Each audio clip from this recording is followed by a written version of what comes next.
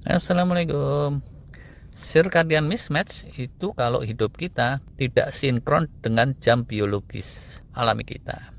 Nanti ya di bagian akhir ada contoh-contohnya yang kebanyakan kita mungkin nggak sadar bahwa itu termasuk circadian mismatch. Dari lama orang tahu kalau manusia dan makhluk hidup pada umumnya itu punya jam biologis.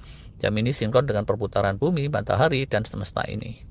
Daun kumis kucing gitu melayu tidur pada malam hari. Karena hal ini, kumis baplang Pak Lurah aja juga biasanya itu jadi mendadak layu kalau disembur sama ibu mertua. Bunga wijaya kusuma gitu ya. Mengharumnya juga mengikuti gerak semesta. Kucing garong, kalong, codot aja juga kerja tidurnya itu sinkron dengan gerakan semesta. Maling ayam dan maling jemuran aja itu juga jam kerjanya mengikuti gerakan semesta. Secara biologis, tubuh kita itu amat terkait dengan gerak semesta. Dan untuk mensinkronkan diri dengan itu, sebagaimana juga semua makhluk hidup lain, tubuh kita punya jam biologis atau yang oleh para ahli disebut sebagai ritme sirkadian atau circadian rhythm. Siklus hormonal itu amat terkait dengan gerak semesta dan disetel oleh jam biologis kita. Menjelang hari terang gitu ya. Kortisol menaik, tapi begitu hari gelap dia menurun. Suhu tubuh juga menurun. Terus muncul hormon-hormon pertumbuhan, hormon melatonin, begitu seterusnya. Dengan pola ini, yang paling optimal kita itu tidur di malam hari. Demikian kata para ahli masa kini, tapi sebetulnya itu sudah ada di Quran sejak 15 abad yang lalu. Dan kami jadikan tidurmu untuk istirahat, demikian menurut Quran. Dan dialah Tuhan semesta alam yang menjadikan malam untukmu sebagai pakaian dan tidur untuk istirahat. Dan dia menjadikan siang untuk bangkit berusaha. Terkait jam biologis juga ada nih. Sesungguhnya dalam penciptaan segenap langit dan bumi, dan pergantian malam dan siang terdapat tanda-tanda bagi orang yang berakal. Ajaib kan ya? Kayaknya misah gitu tubuh kita dengan alam semesta, tapi kok bisa sinkron tanda-tanda di situ. Kalau kita suka-suka tidak mengikuti kodrat, tidak sinkron dengan jam biologis atau ritme sirkadian, maka itu disebut circadian mismatch tadi. Jam biologis pun terus jadi ambyar. Penelitian-penelitian terkini menyimpulkan circadian mismatch ini amat berbahaya. Bahaya yang pertama jadi rawan kanker. WHO dan badan-badan dunia bidang kesehatan sudah menyebutkan bahwa kebiasaan mismatch dengan jam biologis alami merupakan pola yang sifatnya karsinogen, gampang mencetus kanker. Lainnya kanker, circadian mismatch ini amat mempercepat penuaan, pemendekan telomer, kerusakan DNA, dan seterusnya. Kita jadi cepat usur, cepat kena segenap penyakit degeneratif. Sebaliknya, kalau kita senantiasa sinkron dengan jam biologis alami, kita cenderung awet muda dan awet sehat.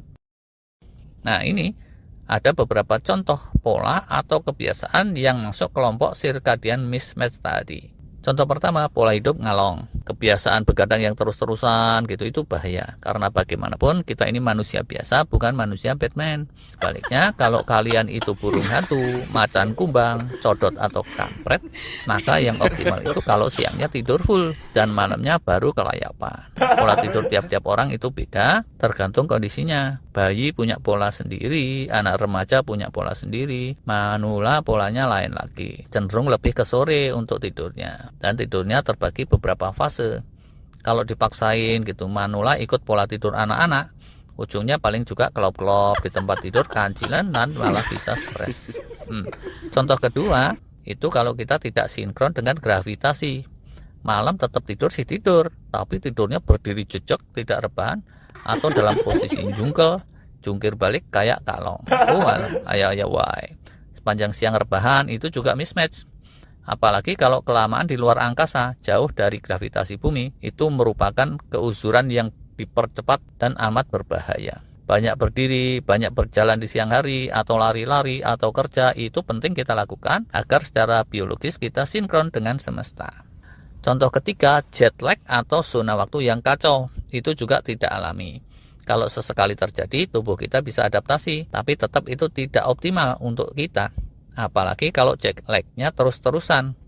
Baru sehari di Amerika balik ke Garut, nengok embek. Baru ngecekin embek, sehari jebret terbang lagi ke Meksiko.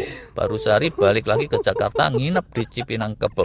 Nah, gak bisa tuh orang umur panjang dan awet muda kalau punya kebiasaan jet lag-an terus-menerus. Contoh keempat, tidak sinkron dengan cahaya matahari. Tahanan gitu yang dijauhkan dari sinar matahari dan pergantian siang malam terus-terusan, itu gampang kena gangguan jiwa rame-rame. Dan gangguan fisik juga. Orang kantoran masa kini nggak nyadar tuh, banyak yang kesehariannya mirip itu. Dari pagi buta sampai malam, dekem aja di kantor. Nyekukruk itu kadang-kadang. Nggak tahu ini bahasa ilmiahnya nyekukruk itu apa. Itu bahaya. Siang itu harusnya kita banyak terpapar cahaya terang benderang matahari, dan malamnya harusnya kita mengoptimalkan suasana gelap. Kalau malamnya tidur dibikin terang benderang seperti siang, itu juga mismatch. Contoh kelima, kita ketinggalan momen pergantian terang gelap, gelap terang. Itu terjadi kalau kita bangun kesiangan, tahu-tahu matahari sudah tinggi, atau sore hari ketiduran tahu-tahu sudah gelap gulita. Geragapan itu kalau kata orang Jawa. Perubahan sistem hormonal kita itu kepundil-pundil, ketinggalan kereta. Ini juga termasuk mismatch. Dan karena itu bukan cuma tidak direkomendasikan oleh para ahli kesehatan holistik masa kini, bahkan juga ada hadis-hadisnya dari Rasulullah terkait hal ini. Contoh berikutnya, kalau kita makan tiada henti, sepanjang hari dikit-dikit makan, dikit-dikit nyemil. Tidur gampang kebangun, tiap kali bangun nyemil pula. Itu 100% mengacak-acak jam biologis bagi segenap organ pencernaan dan segenap sistem metabolisme. Asupan kalori amat dibatasi pun kalau kayak gitu itu tetap mismatch. Karena alaminya organ-organ di tubuh kita itu mengharapkan ada periode-periode istirahat atau puasa yang cukup panjang dan rutin terus-menerus. Di periode itu mereka menjalani proses perbaikan dan peremajaan sel-sel. Contoh lain lagi itu kalau kita pakai suplemen hormon secara asal tidak disinkronkan. Hormon melatonin gitu itu biasanya melimpah di malam hari. Saat gelap, saat secara biologis organ-organ kita terkondisikan racikannya untuk istirahat dan healing. Masa kini ada yang bikin suplemen melatonin. Lah, kalau pengaplikasiannya salah total itu bisa mismatch dan bahaya juga. Wallahu alam.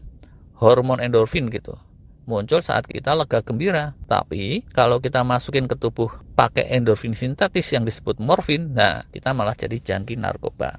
Hormon adrenalin dan vitamin D yang juga hormon mestinya juga kayak gitu. Kalau kita masukin ke tubuh kita secara asal itu bisa mismatch. Racikan tepatnya seperti apa? Kebanyakan belum diketahui persis. Jadi janganlah asal kalau pakai suplemen hormon. Dan demi jaga-jaga kalau nggak kepepet, sudahlah jangan iseng-iseng pakai suplemen yang aneh-aneh. Contoh berikutnya lagi itu pola hidup aktivitas yang acak-acakan tidak terjadwal. Kerja, tidur, makan, minum, mandi, dan seterusnya aktivitas kita semakin mengikuti suatu rutin atau jadwal tetap, itu makin nyeklik dengan ritme biologis kita.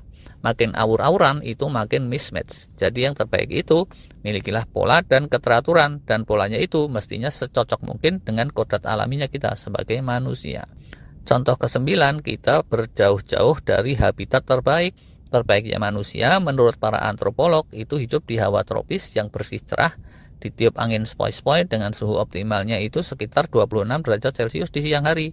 Terus dikelilingi tumbuhan subur, buah-buahan yang ranum, dan berada di atas air bening yang mengalir gemericik.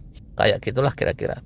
Kalau airnya berupa tsunami atau banjir bandang, anginnya puting beliung, hawanya penuh polusi dan bising, suhunya ekstrim-ekstriman pula, itu mismatch. Itulah beberapa contoh. Jadi ya, inilah salah satu hints atau clue untuk rejuvenation atau peremajaan atau pemudaan kembali yang lain yang harus menjadi perhatian kita. Silakan cari sumber-sumber yang lebih sahih yang membahas circadian rhythm atau circadian mismatch. Salam sehat selalu. Terima kasih.